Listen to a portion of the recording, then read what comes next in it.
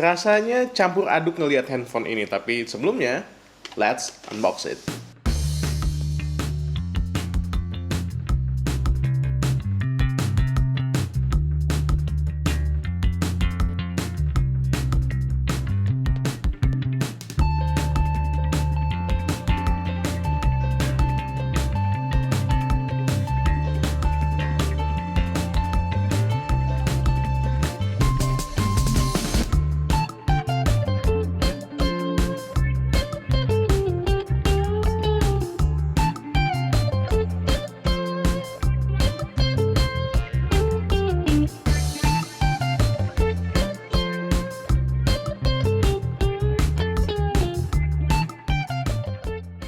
Nah, Advan G5 ini punya desain yang menurut gue unik banget karena kameranya setupnya boba, mirip sama iPhone 11 Pro. Tapi karena harganya yang emang beda, kalian nggak bisa berharap sama kualitas yang sama dengan iPhone 11 Pro ya. Advan G5 ini dijual dengan harga Rp1.399.000, udah bonus kartu Axis dan juga paket data 31 GB selama 1 tahun. Dan juga, kalau kalian beli sekarang, kalian bisa dapetin Advan TWS Start Go S1. Ini adalah deal yang menurut gue menarik banget. Karena ketika gue cobain Advan S1 ini, barusan, ini first impression, bukan review.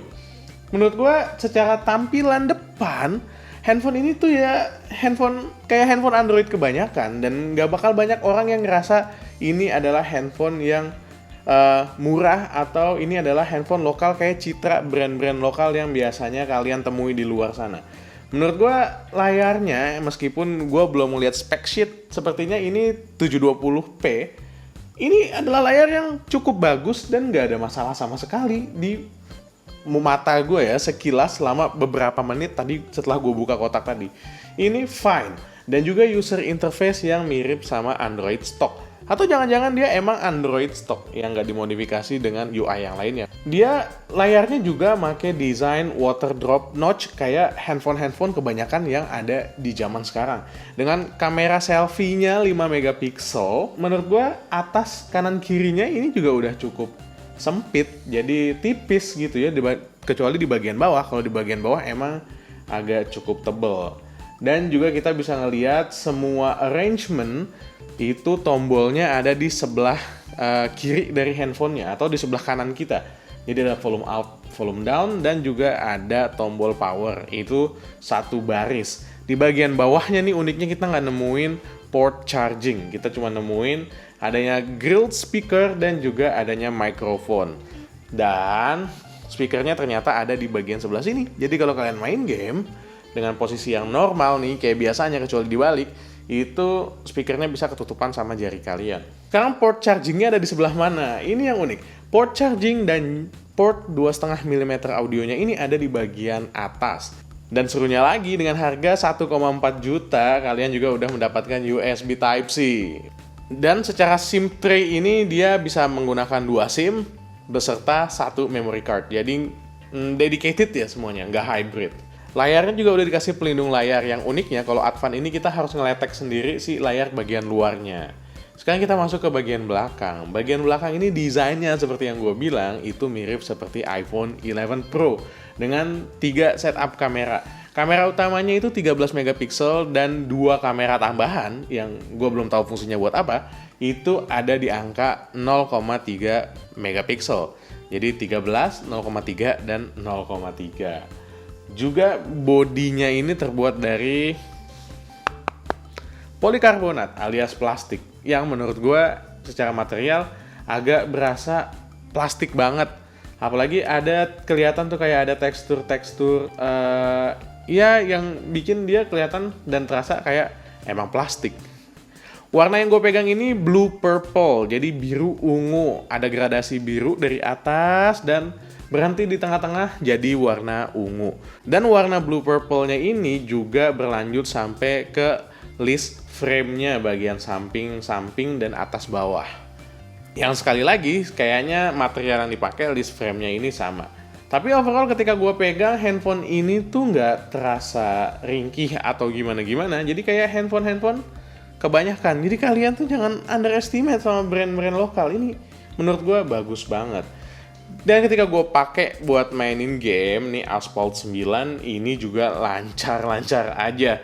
Meskipun nanti gue butuh kalian komentar di bawah game apa yang mau dites di handphone Advan G5 ini.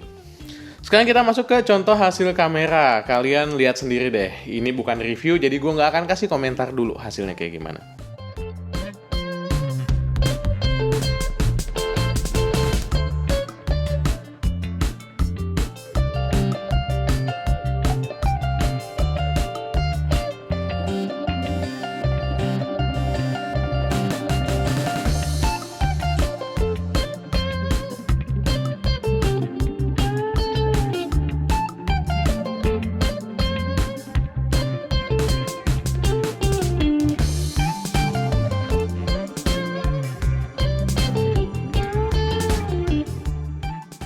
Handphone ini juga dikasih tenaga dengan Unisoc yang gue belum pernah nyobain jujur aja. Ini memiliki manufacturing proses masih 28 nanometer.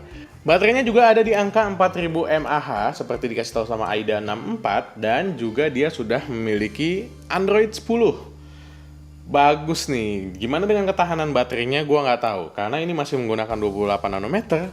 Kita akan bahas nanti di video reviewnya. Untuk sensor-sensornya hampir lengkap. Sayangnya belum lengkap-lengkap banget. Yang dia nggak punya adalah sensor gyroscope dan juga sensor kompas. Apakah dengan tidak adanya sensor kompas nanti navigasi dengan Gmaps akan bermasalah? Nggak tahu. Nanti ini jadi bahan buat video review kita yuk.